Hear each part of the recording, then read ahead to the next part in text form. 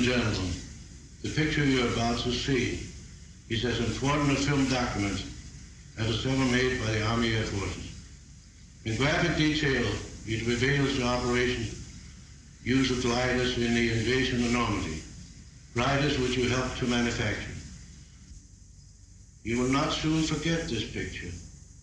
You may even be able to recognize gliders which you built with your own hands. I think you will swell with pride when you see how well they perform, for without them, the invasion of German air territory could not have been a success it was.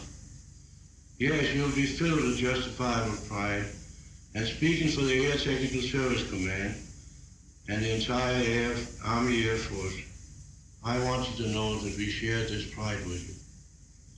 But the job is not yet done. We still need gliders of every description, gliders such as only you can make. In the past, you worked very hard, but now you must work even harder, for out of your toil will come the aircraft we need to speed victory. Thank you.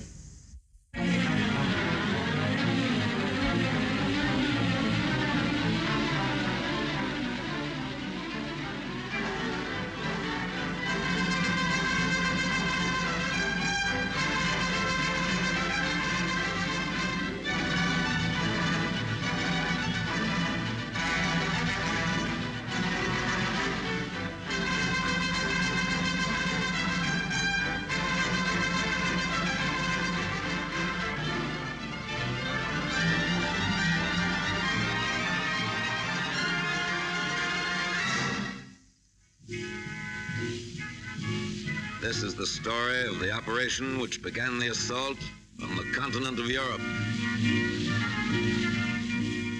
The 9th Troop Carrier Command will transport and resupply parachute and glider elements of the 82nd and 101st Airborne Division and will be prepared to transport elements of the British 1st Airborne Division as directed. The U.S. 101st Airborne Division will begin landing approximately 30 minutes prior to civil twilight on the morning of D-Day to assist the 4th Division in the initial assault and capture the town of Carentan. The U.S. 82nd Airborne Division will land to the immediate west of the 101st for the purpose of preventing the movement of enemy reserves to the east and north. Simple, isn't it? This mission, which reads so easily, calls for an attack from England on the continent of Europe.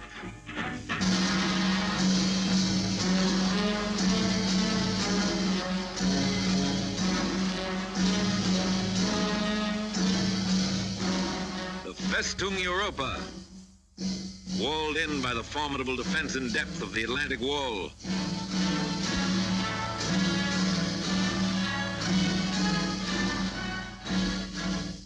Mined, trapped, bristling with gun emplacements and fortifications.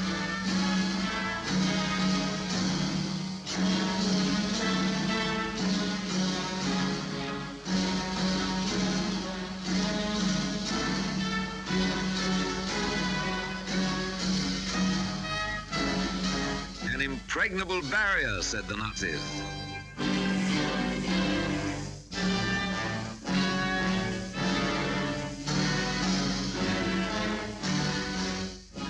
The combined chiefs of staff decided that frontal assault alone would not crack Fortress Europe. The Atlantic Wall must be vaulted and the cracking process begun from the rear. The initial effort by land, sea, and air would be made in this area, spearheaded by troop carrier and airborne forces.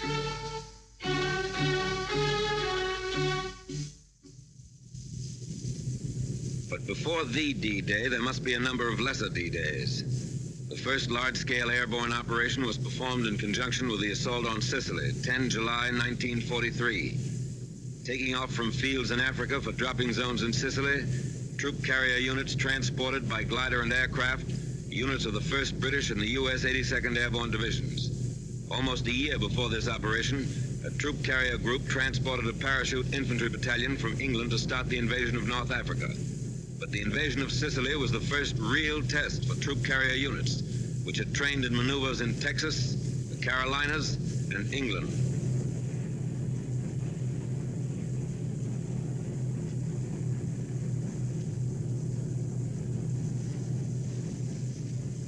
The Sicilian operation indicated there was much to be learned about the planning of an airborne operation. Troop carrier aircraft were shot down by friendly forces, and parachute drops were widely scattered. It was a tactical success, however, rich in experience for the units which would later participate in the assault on the continent. The lesson was driven home that more navigation aids were badly needed, that gliders must be landed at slow speeds, that some type of air brake was necessary to decrease the rate of descent of gliders going into small fields, that protection for the nose of the glider in rough landings should be provided, not only to protect the pilot, but to facilitate unloading. A technique had to be worked out for gliders landing on water.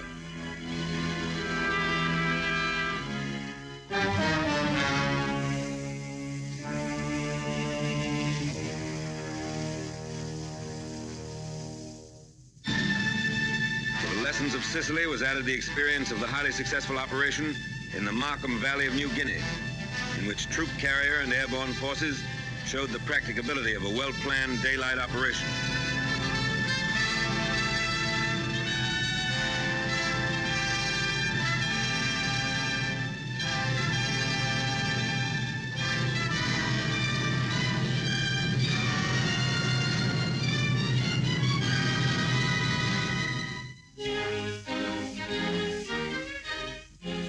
Back in the United States, many lessons learned from the operations in Sicily, Markham Valley, and Salerno were made a part of training and maneuvers.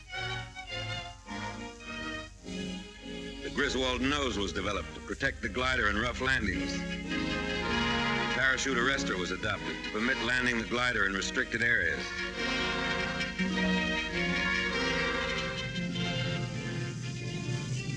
The intercom between tow plane and glider was introduced.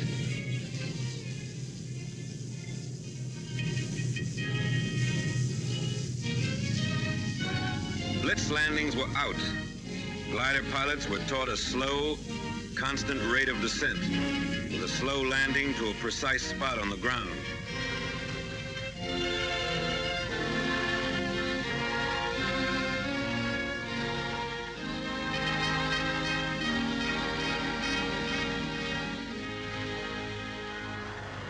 Many types of combat aircraft were suitable for towing the CG-4A glider. The P-25 was used. The P-38 performed its task well.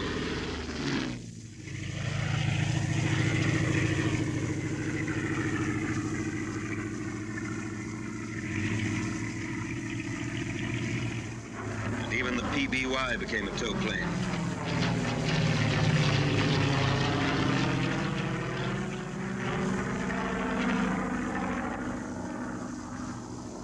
Note the takeoff of the PBY before the glider.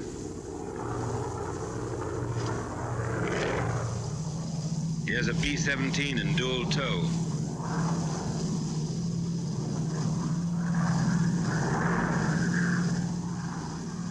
And a triple tow by a C-54.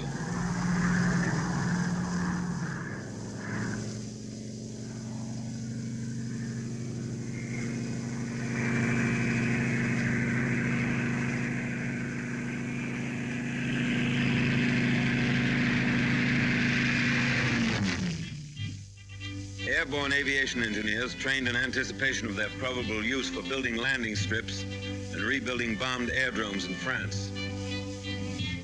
Troop carrier airplanes are converted in a matter of minutes into ambulance ships.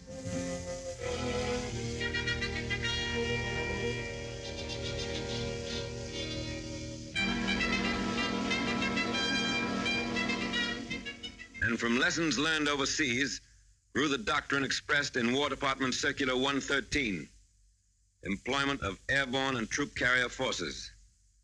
Doctrine was put into practice, and Circular 113 became the blueprint for all future airborne operations. Airborne and troop carrier units are theater of operation forces. Their employment must be an integral part of the basic plan made by the agency directing all land, sea, and air forces in the operation. The coordinating directive must be issued in time to allow realistic preparation and training by troop carrier and airborne units for the specific operation. Airborne troops must be employed in mass, and the bulk of the force landed in as small an area as possible. The use of highly trained Pathfinder teams dropped in advance to mark dropping zones and glider landing zones is essential. Procedures must be prescribed which will ensure that troop carrier aircraft on course at proper altitudes and on correct time schedules are not fired upon by friendly forces.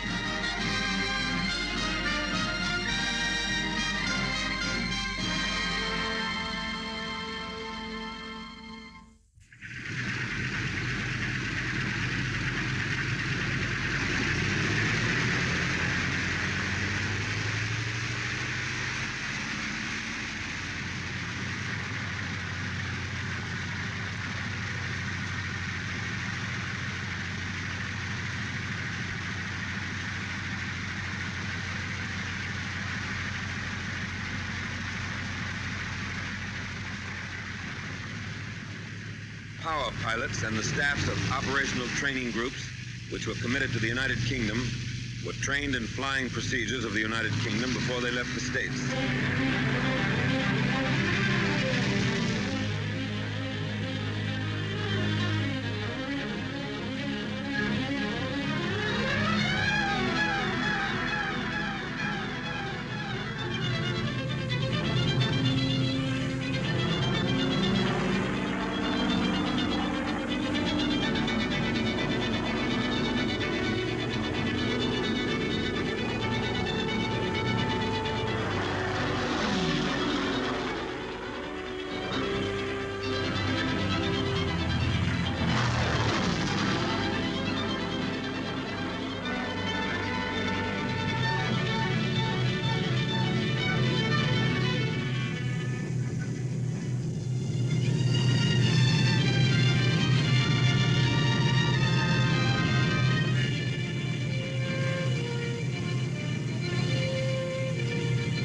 Flying was emphasized, designed to prevent early detection by the enemy.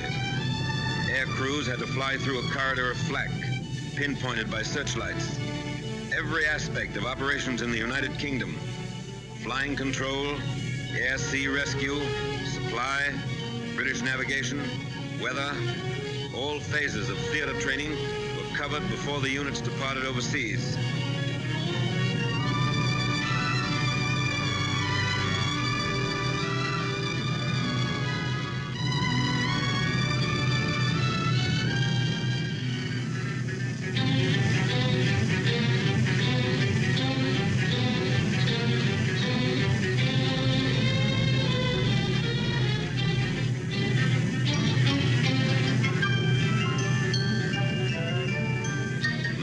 Ended with gliders landing in small fields, similar to the potential landing zones in France. Live loads are in the gliders.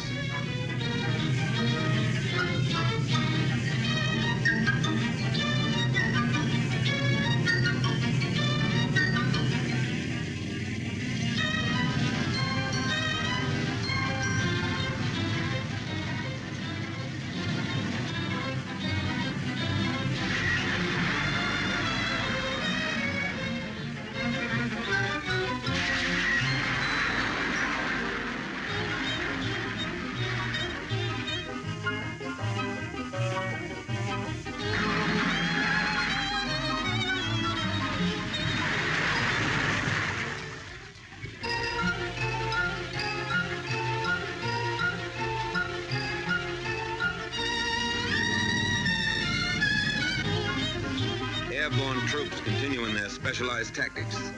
Glider pilots are trained to stay in action with them until evacuated.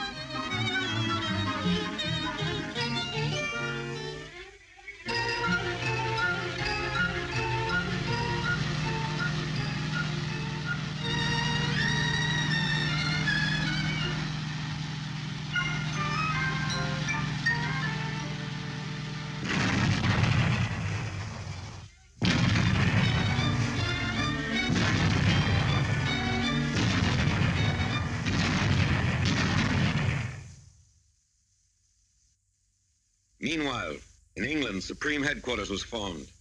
The planning phase changed to the manning phase.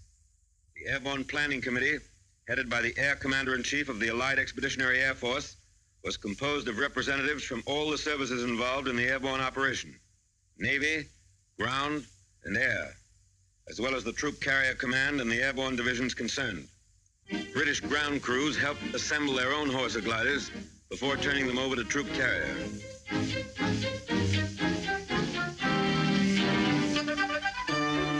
This British Horsa now belongs to the 9th Troop Carrier Command.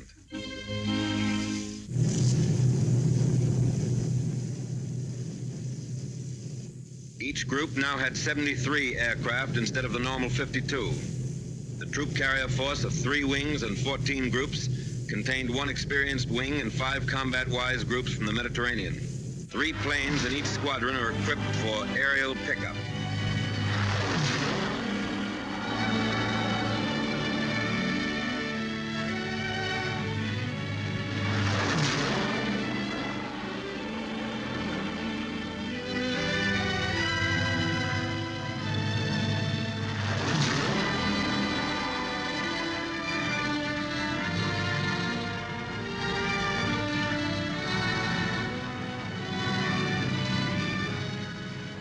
Thorough coordination between ground and air is necessary for accuracy in delivery of resupply containers.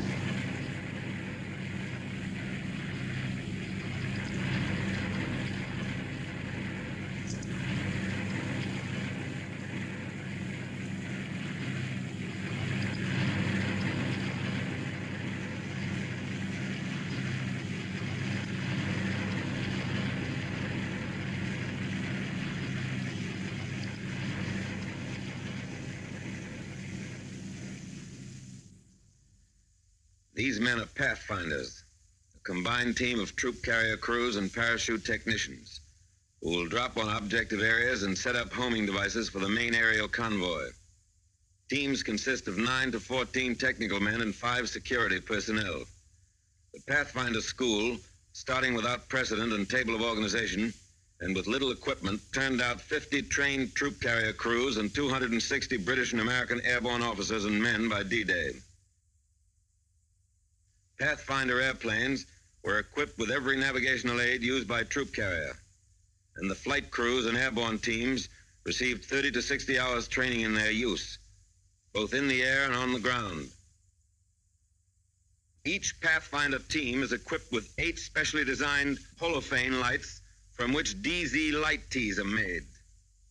By D-Day, crews who had lived, trained, and were briefed together could navigate under instrument conditions to within 600 to 800 yards of a pinpointed position in unfamiliar territory.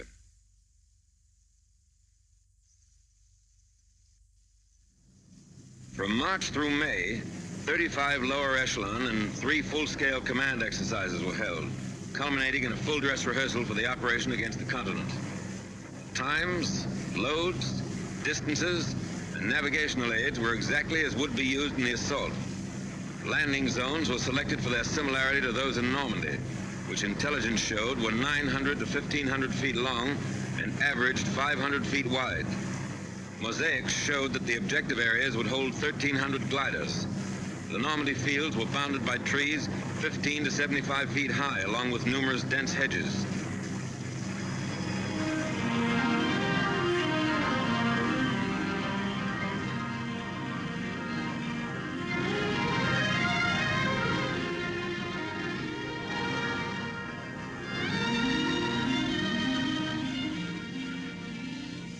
Glider pilots were allowed to choose their own fields, and release was made at heights from 800 to 1,000 feet.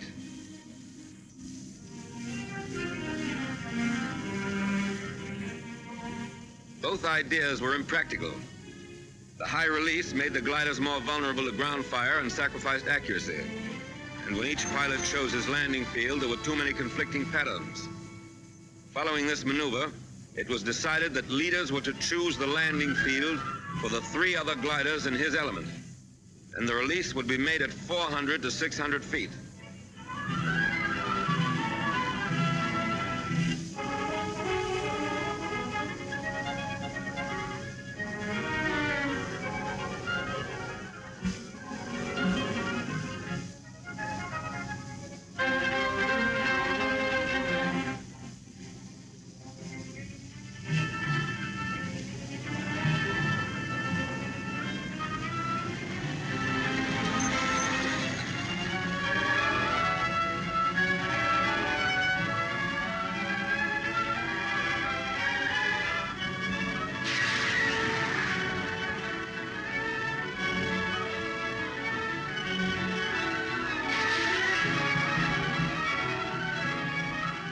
If fields small enough for practical operational training are used, there are certain to be crack-ups. A compromise must be made between realistic training and the number of gliders which may be expended on the maneuver.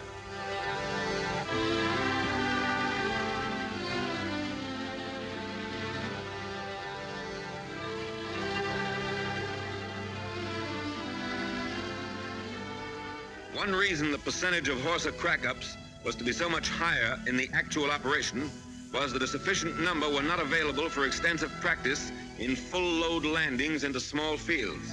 Because of their rugged fuselage construction, most of the CG-4A gliders which sustain damage upon landing deliver their loads of personnel and equipment in fighting condition.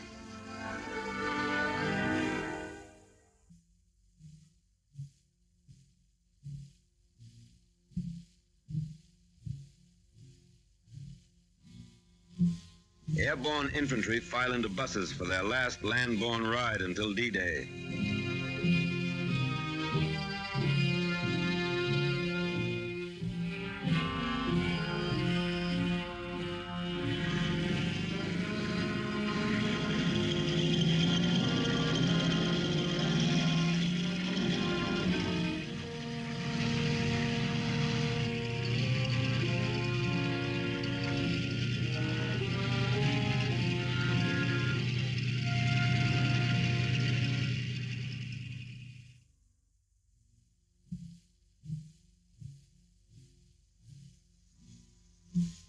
These hangars are their barracks until they climb aboard the airplanes and gliders.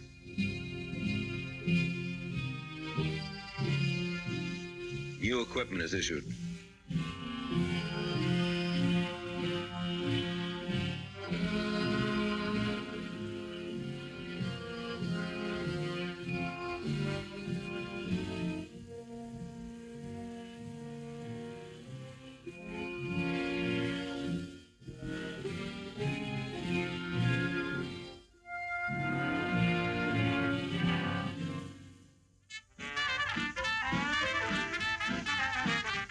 Nothing to do now but kill time. Nothing, that is, but to keep at the peak, to await orders.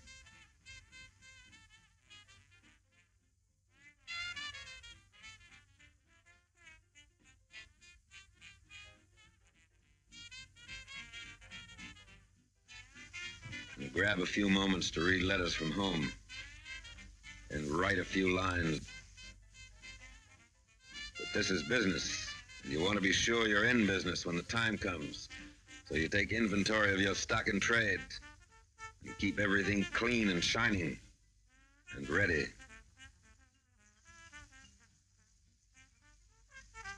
Overnight, the ships blossomed out in their new war paint. On D-2, invasion markings were applied. Another lesson from Sicily.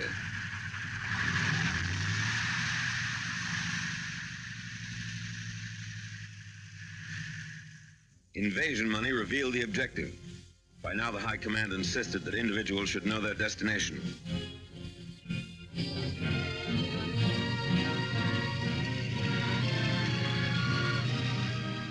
Hours before takeoff time, parapacks were assembled and delivered to the C-47s.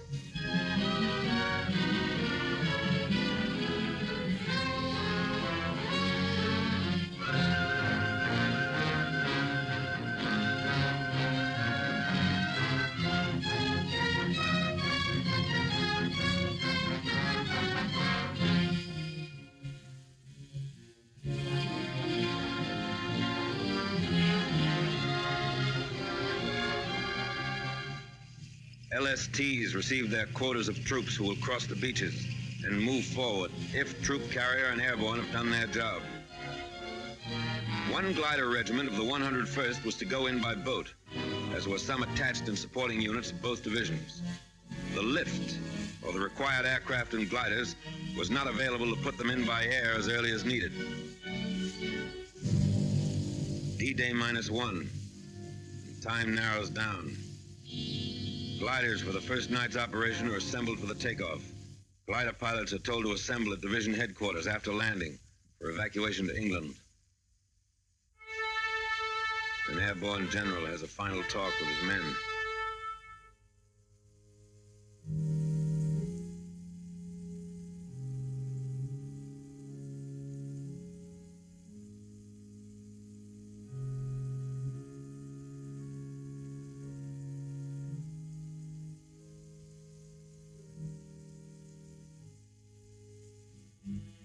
troop carrier and airborne have their final inspection.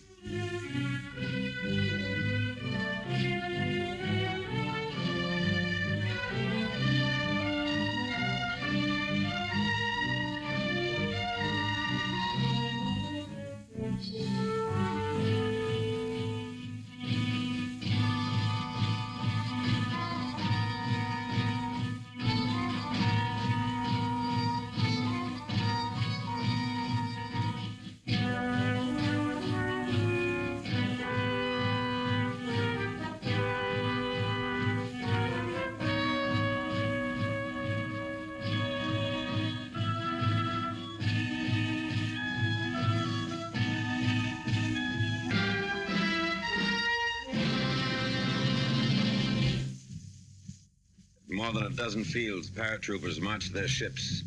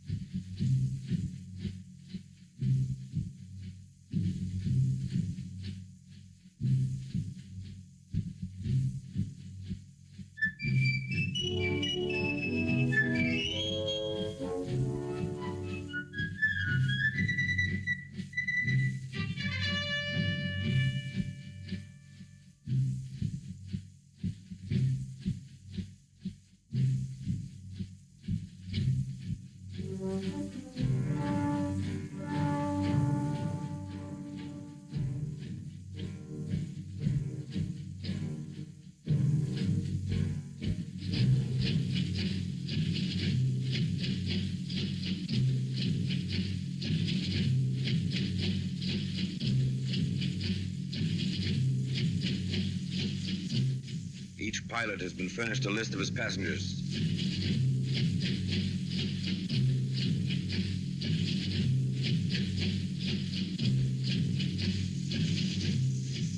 Parapacks are checked.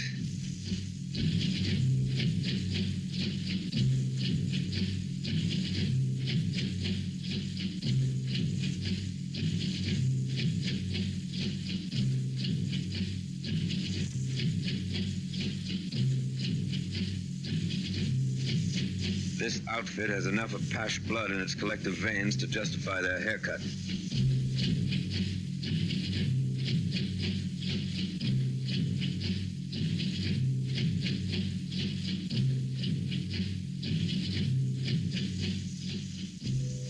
There's a message from the Supreme Commander.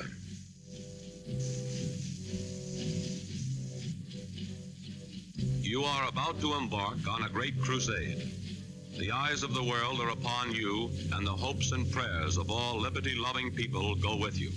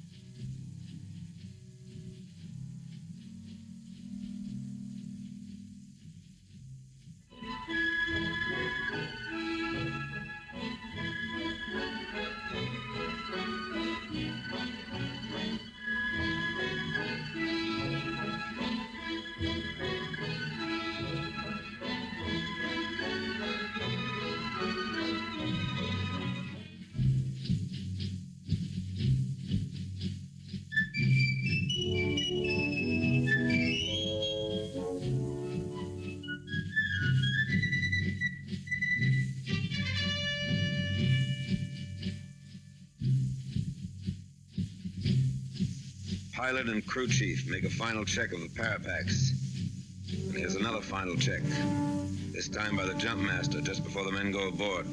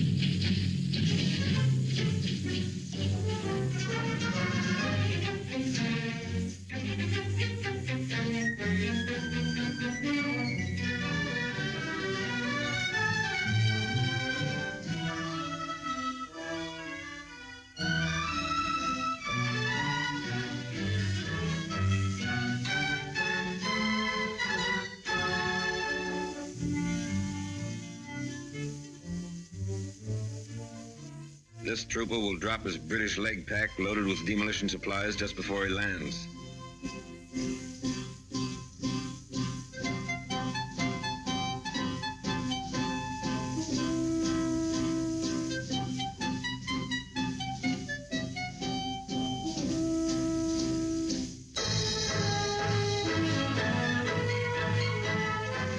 At dusk, Pathfinder teams board the ships that will show the way into enemy territory.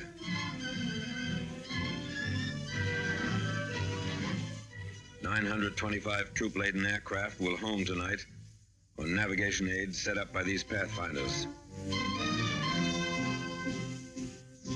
This is 1 minute out of 1 hour in one day in the world's history that has rarely been equaled. These are the first ships to take off in the airborne invasion of Fortress Europe.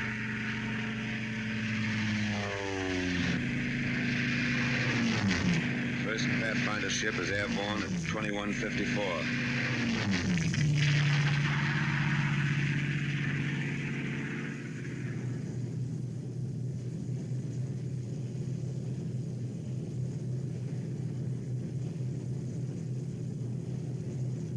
As the Pathfinders head for the coast of France, other C-47s move into position for their takeoff at the head of the runway.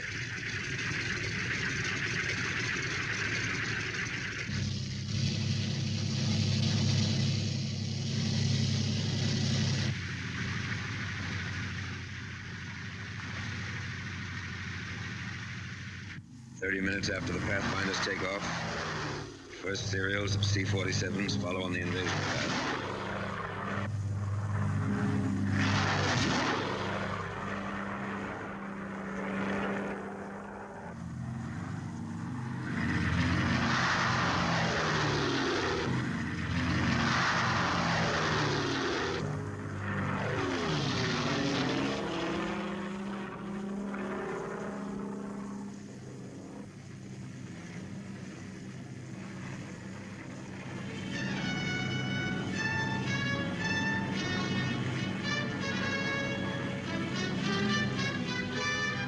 Troop carrier aircraft crossed the channel.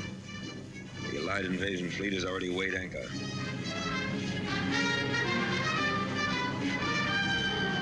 Sealing had been forecast as 3,000 en route, clearing at DZ, but actually is variable, 500 to 1,000. Visibility is poor. Stand up. Hook up.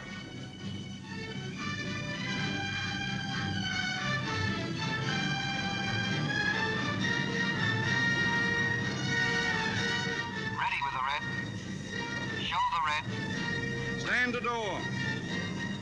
Ready with the green. Show the green. Go.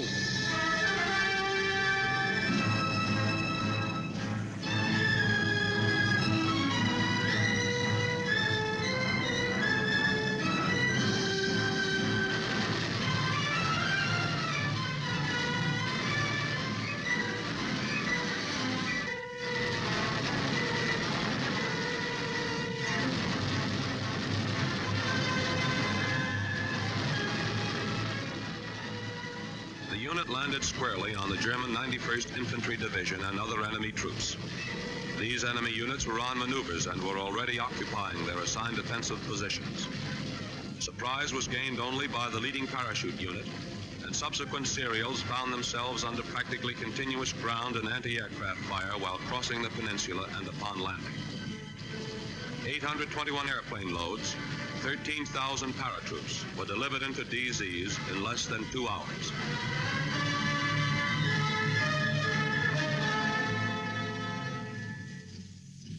Troop carrier had not planned or trained for a night glider landing, but more panzers moving into the peninsula made 100 glider loads of anti-tank guns and troops essential for the initial phases. It was estimated that only 50% of personnel and equipment would be available for use after the landing. This calculated risk was accepted. The serials were made up of the reliable CG-4As, which were easier to put into strange fields in darkness. 0200. Time for the gliders to go.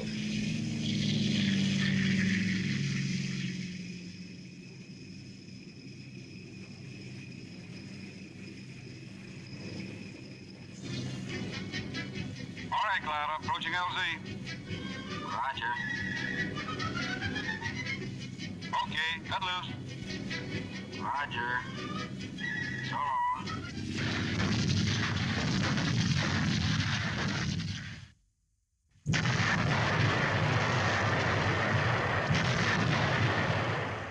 Coastal defenses are softened up for the beach landings.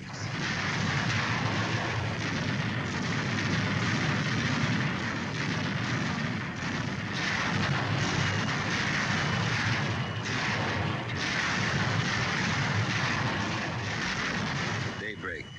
The naval bombardment continues.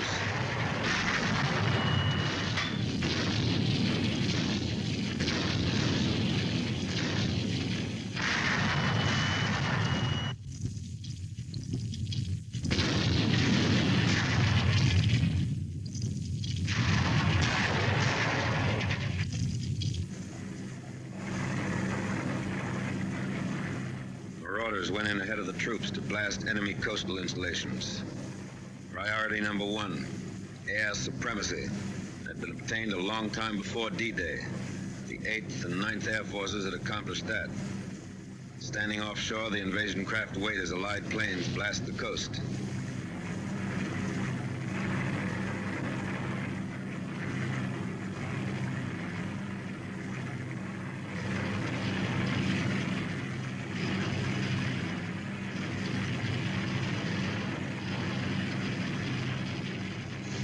Allied surface ships come in.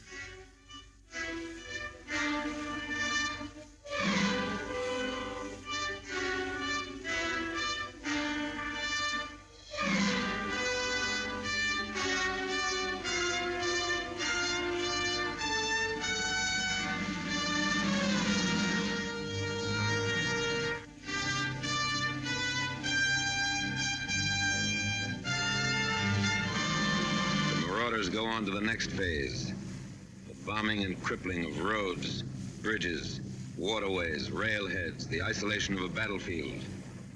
And the battlefield is isolated. No German reserves come through to the coast in any strength. The beachhead holds and grows as the Air Force piles up a record number of sorties.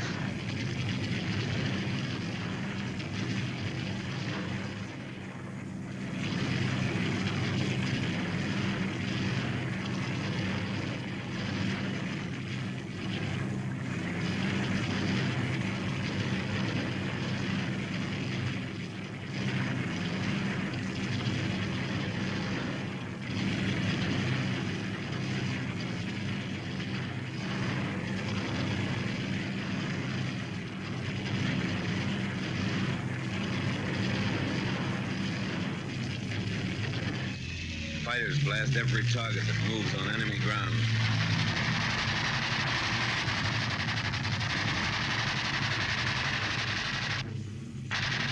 Any target of opportunity is legitimate prey.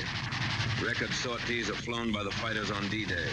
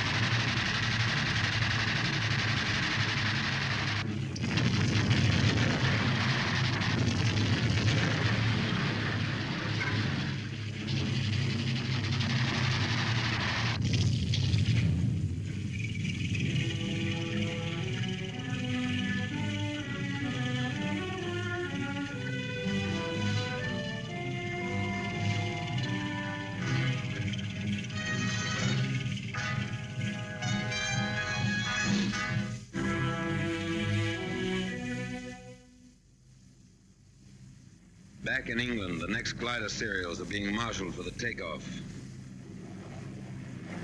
The C-47s are doing double duty. Back from the paratroop drops, they're ready to take off with gliders. Dual tow had been practiced in the States, but it was not used in this operation due to the extra time necessary for air assembly and to the additional marshalling space which it would require on the airdromes.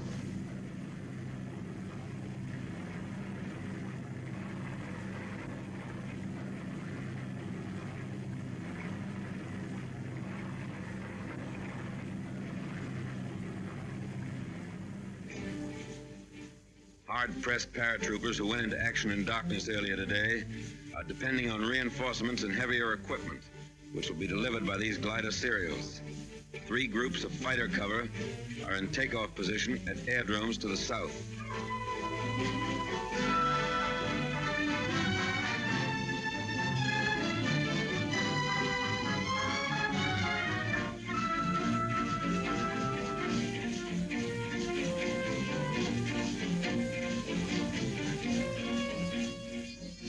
Coordinated British effort was made simultaneously by the British 6th Airborne Division, transported by RAF 38 Group on objectives around Caen.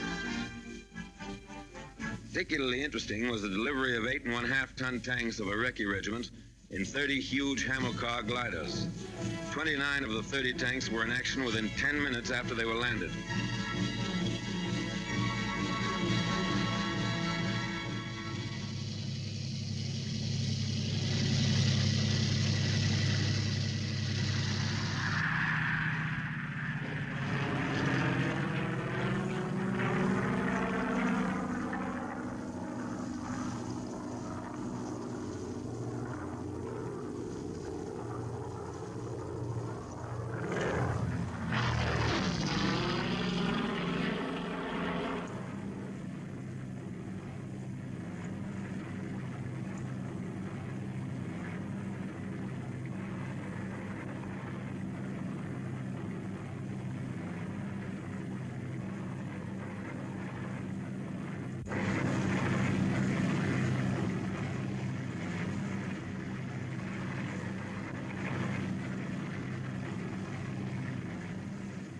Air superiority makes possible this daylight operation.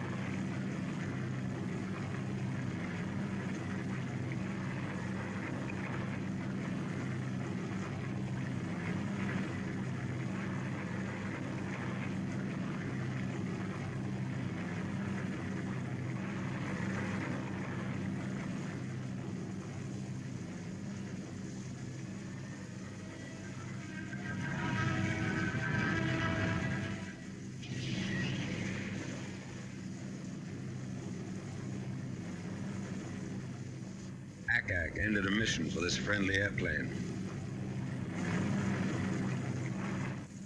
Two-way traffic, and it's congested.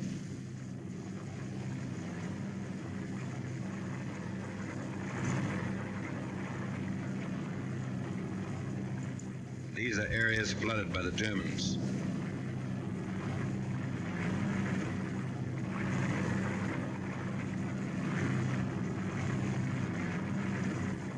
Parachutes and gliders from the previous serials.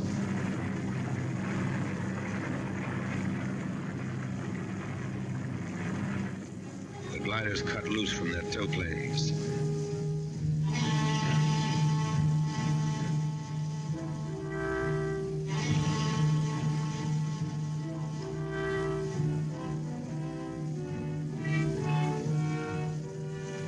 We have fighter cover all the way to the landing zone. Not even a lone German fighter was able to sneak through.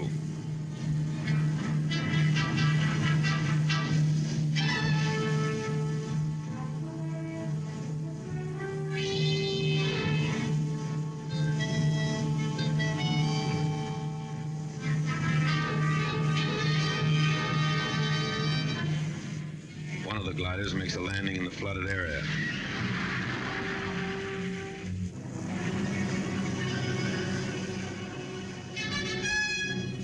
Here are the staked fields intelligence warned us about. The traps consisted of poles 12 to 15 feet long.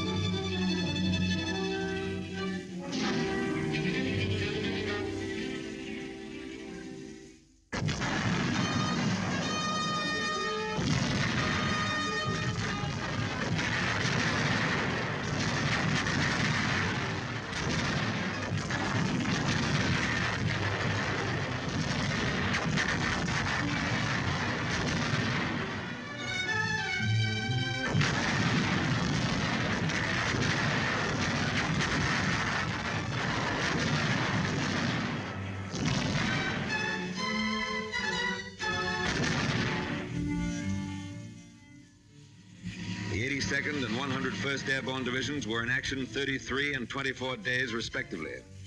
The 82nd, having captured Saint-Mère-Église and secured the bridgehead across the Mer de Ray River, destroyed other river crossings, protected the flank of the 7th Army Corps, and drove west to the Douve River. The 101st seized the areas assigned it, destroyed bridges, and drove on to Carentan to establish a defense area there.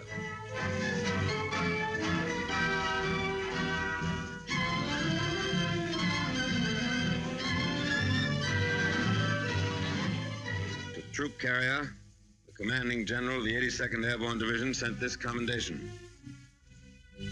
Under most difficult conditions, including landing under fire in enemy-occupied terrain, glider pilots did a splendid job.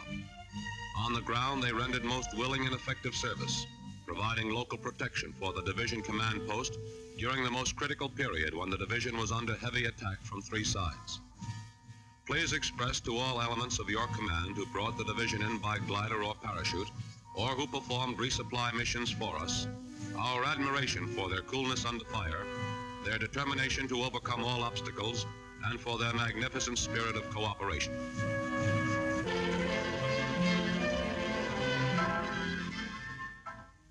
This is part of the price paid for 6 and 7, June 1944.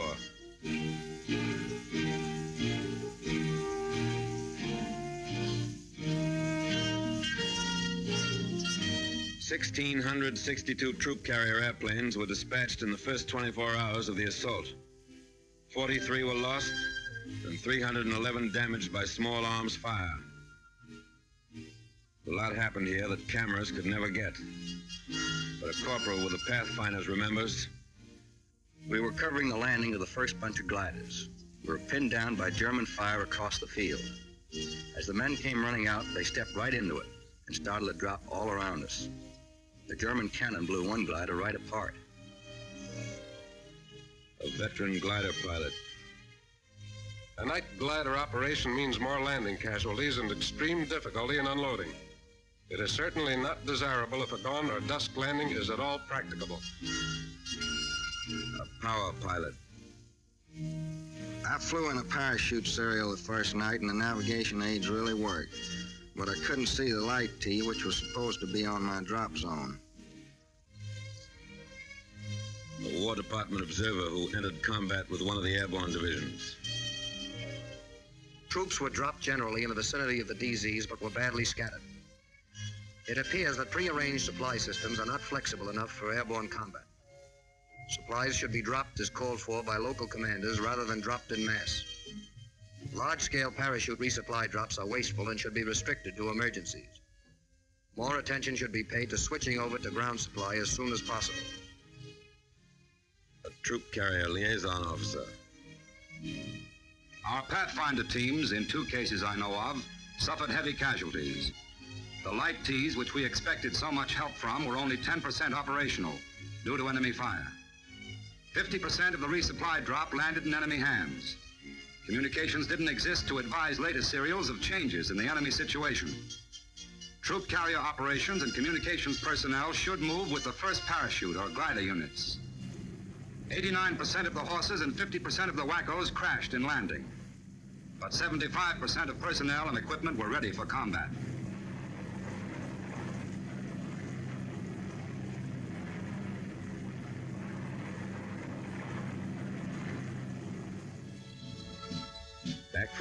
Eventually, these men would have faced further tests. How much they had learned will be history. History made by an airborne army.